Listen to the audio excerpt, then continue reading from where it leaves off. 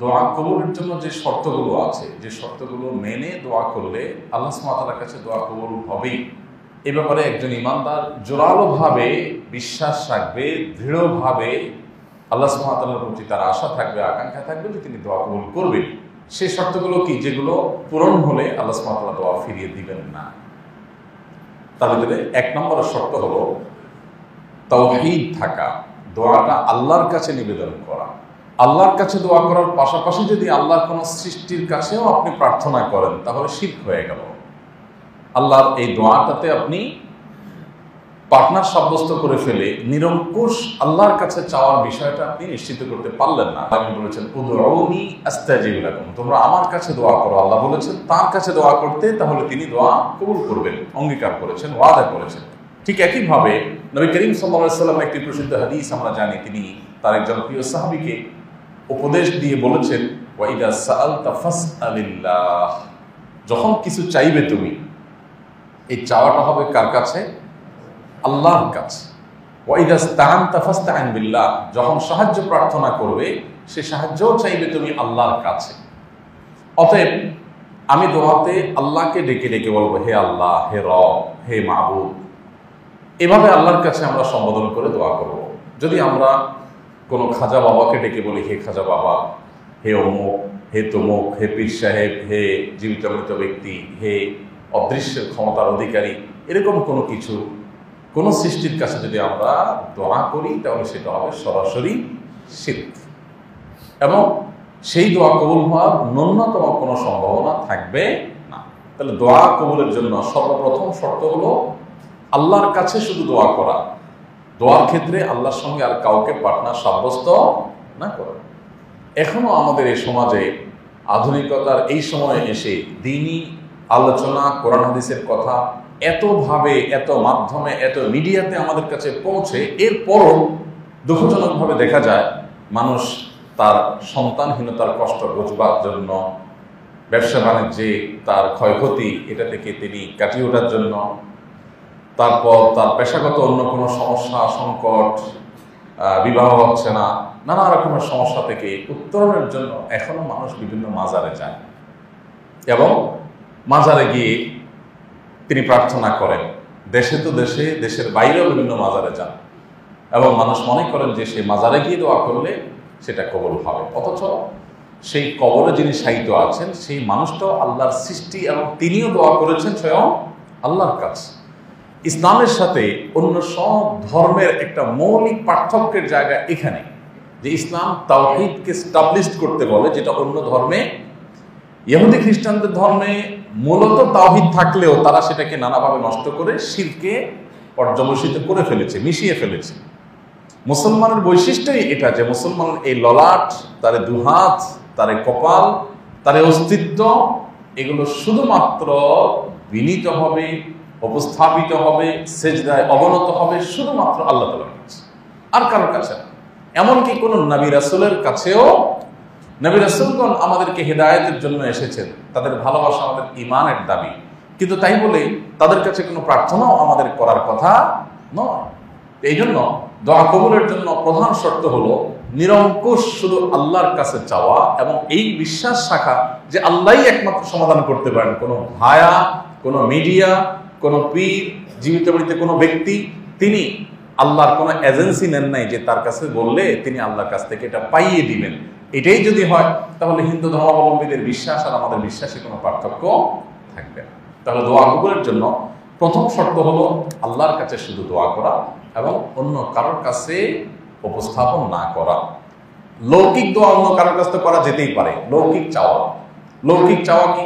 আপনি আমার কাছে একটা কলম চাইলেন, আমি আপনার কাছে 10টা টাকা চাইলাম, এটা হলো লৌকিক চাওয়া। অলৌকিক চাওয়া যেটা, সেটা একমাত্র হবে কার কাছে?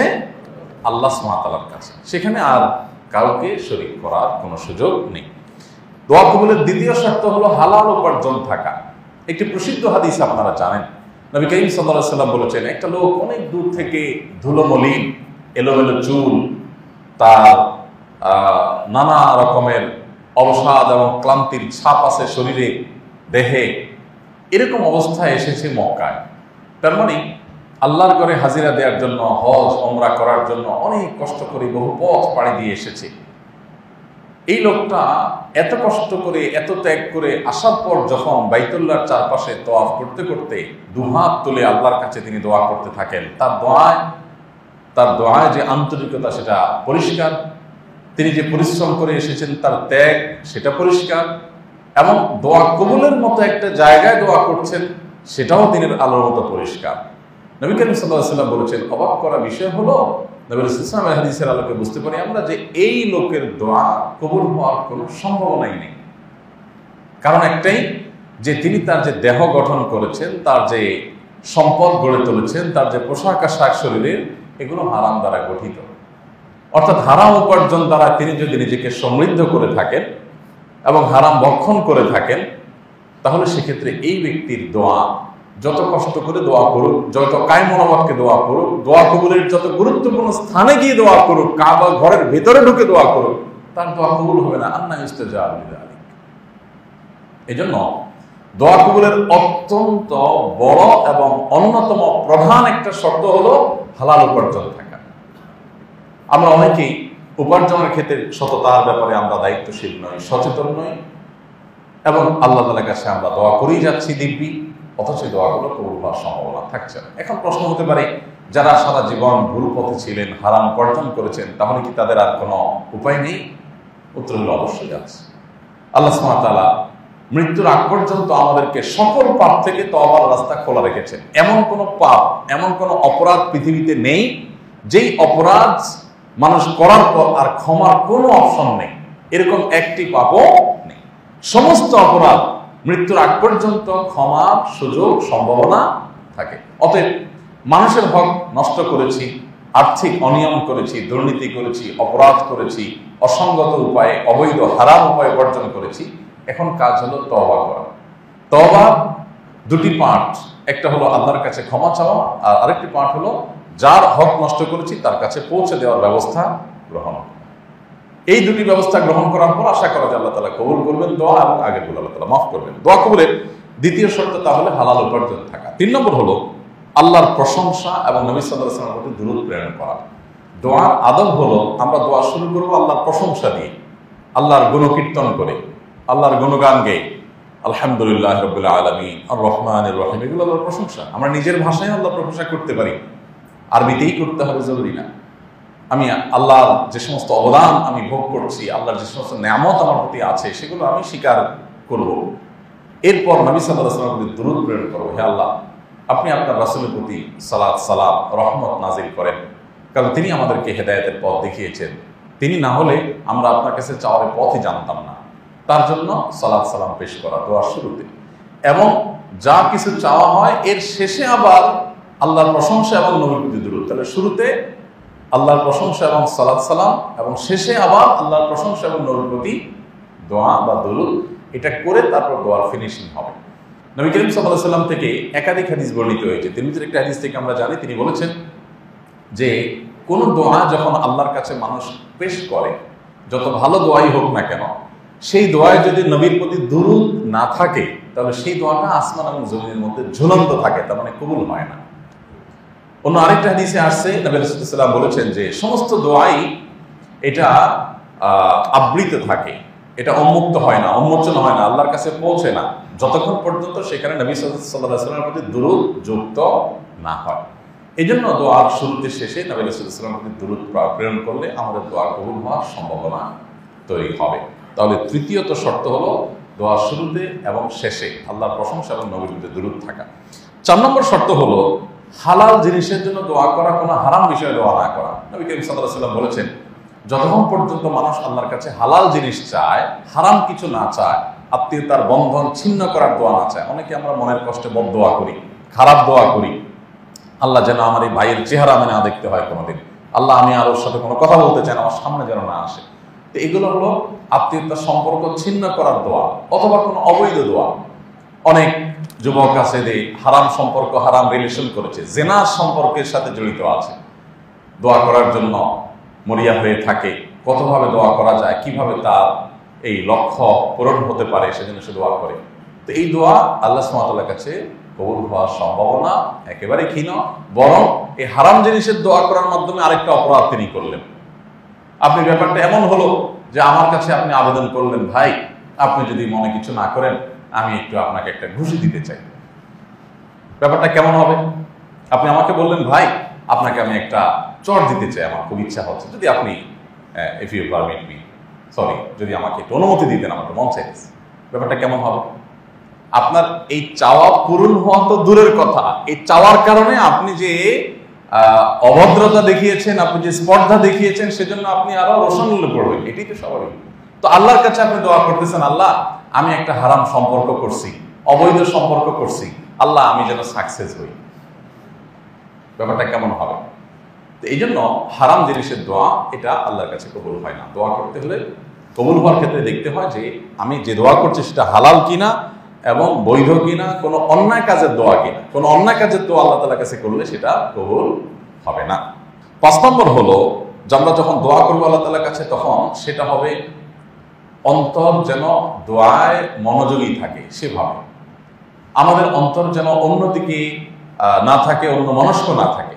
অন্য মনস্ক মানুষের দোয়া আল্লাহ তাআলা কবুল করে না। নবী সাল্লাল্লাহু আলাইহি ওয়াসাল্লাম বলেছেন যে ইন্নাল্লাহা লা ইয়াকবালু আন দুআ তালিবিল্লাহ, যে অন্তর উদাস, হাত তুলে দোয়া করছে, মুখে জ্বলছে, কিন্তু তার অন্তরে অন্যান্য চিন্তা, আল্লাহর প্রতি তার মনোযোগ নেই, এই দোয়া আল্লাহ তাআলা কবুল করবেন না। আপনি কোনো মানুষের কাছে কিছু চাইছেন, ধরুন একজন ভিখারি আপনার কাছে কিছু চাইছে, হাত পেতে বলছে স্যার কিছু দেন, ভাই কিছু দেন, আবার এদিকে সে আরেকজনের সাথে দুষ্টামি করছে বা অন্য মনস্ক, বা এদিকে ফোনে কথা বলতেছে, বা তার মনোযোগটা আপনার দিকে নাই, আপনি খেয়াল করতে পারছেন, তো নিশ্চয়ই আপনি তাকে কিছু দেওয়ার জন্য মানসিকভাবে ইন্সপায়ার্ড হবেন না। কারণ সে হাত দিয়ে আপনার কাছে চাইছে, কিন্তু তার চেহারা ছবি বলছে যে তার মনে অন্য কোনো ধান্দা, অন্য কোনো চিন্তা ভাবনা।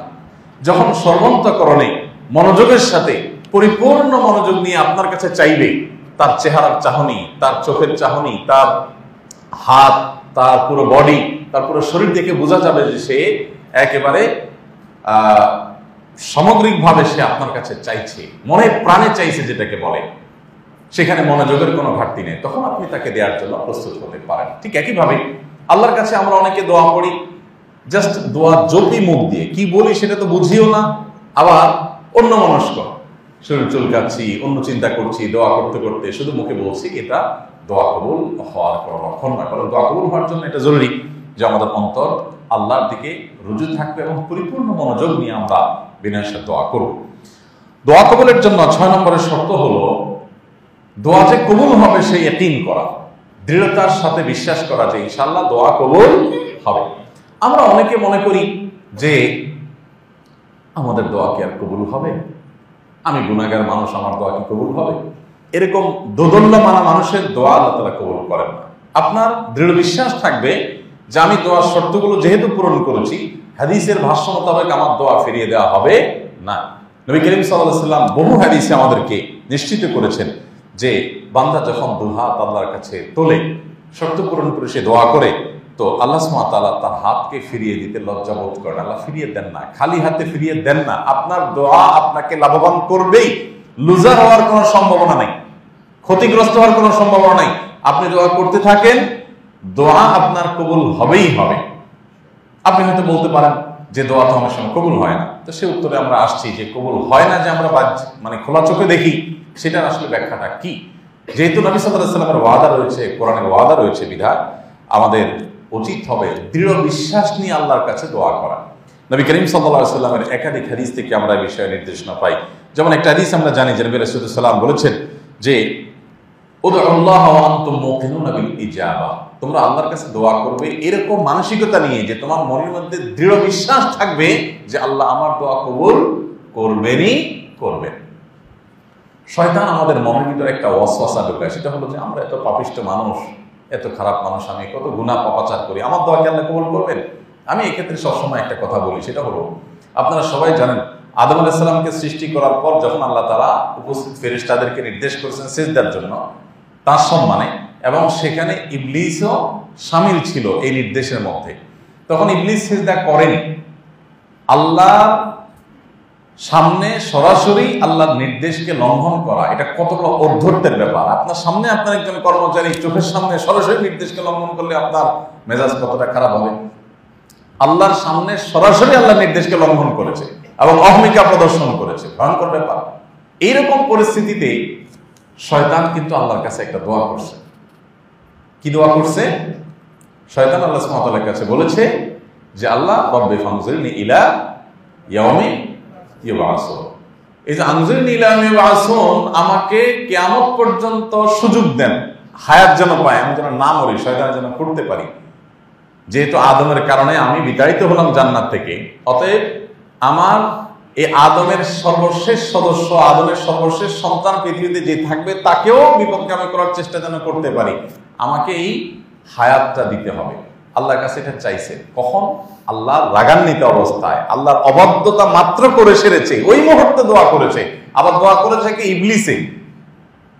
এরপর অংশ কি? আল্লাহ তাআলা বলেছেন ইন্নাকা মিনাল মুনজারিন, যাও, তোমার দোয়া মঞ্জুর হলো, তোমাকে হায়াত দেয়া হলো কিয়ামত পর্যন্ত। এই ঘটনা থেকে কি শিখলাম আমরা? ইবলিসের দোয়া যদি আল্লাহ কবুল করতে পারেন, তাও মাত্র আল্লাহর অবাধ্যতা করলো, এখন দোয়া করলো, সেটার সাথে সাথে আমার মঞ্জুর হলো, এটা যদি সম্ভব হয়, তো আমি তো আল্লাহর প্রতি ঈমানদার বান্দা, আমি তো ইবলিস নই, নাউযুবিল্লাহ। আমি তো আল্লাহর প্রতি বিশ্বাসী বান্দা। হয়তো আমার অন্যায় ভুল ত্রুটি হয়েছে, আমার তো অবশ্যই আল্লাহ তাআলা কবুল করবেন, এই দৃঢ় বিশ্বাস থাকতে হবে।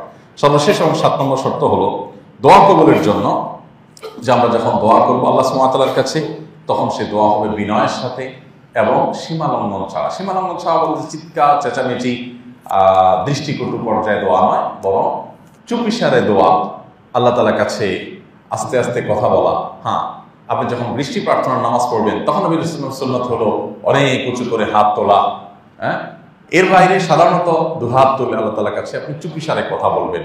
কিছুটা আওয়াজ হলে সেটা দোষণীয় নয়, কিন্তু বিনয়ের সাথে। আল্লাহ বলেছেন উদউ রাব্বাকুম তাদাররুআন ওয়া খুফিয়া, তোমরা তোমার রবকে কেঁদে কেঁদে এবং গোপনে গোপনে দোয়া করবে।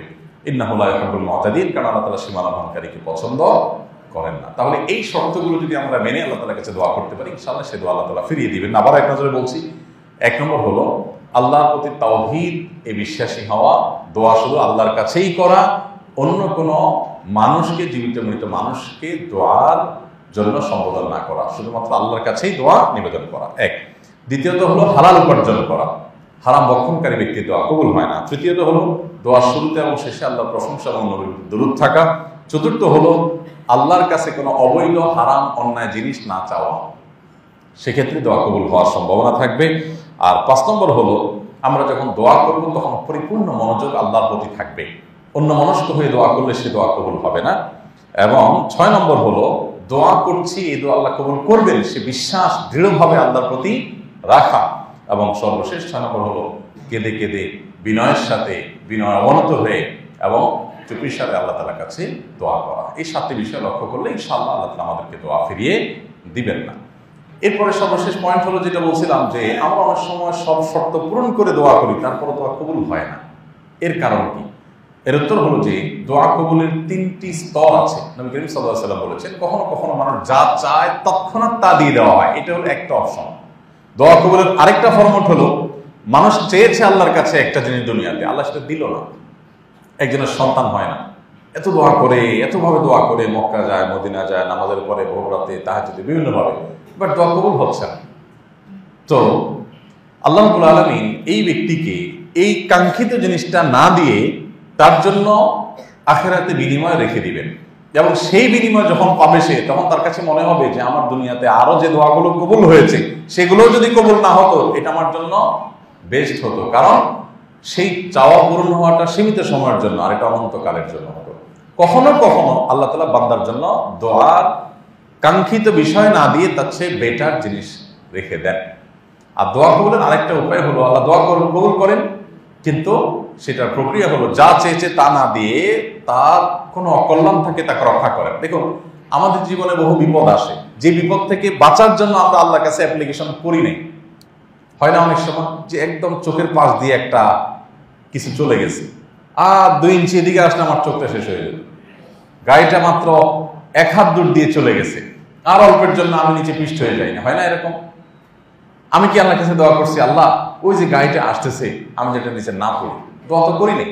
উইদাউট অ্যাপ্লিকেশন আল্লাহ সুবহানাহু ওয়া তাআলা আমাদের প্রতি অনেক সময় অনেক বিপদ থেকে আমাদেরকে রহম করেন। এগুলো কখন হয়ে থাকে?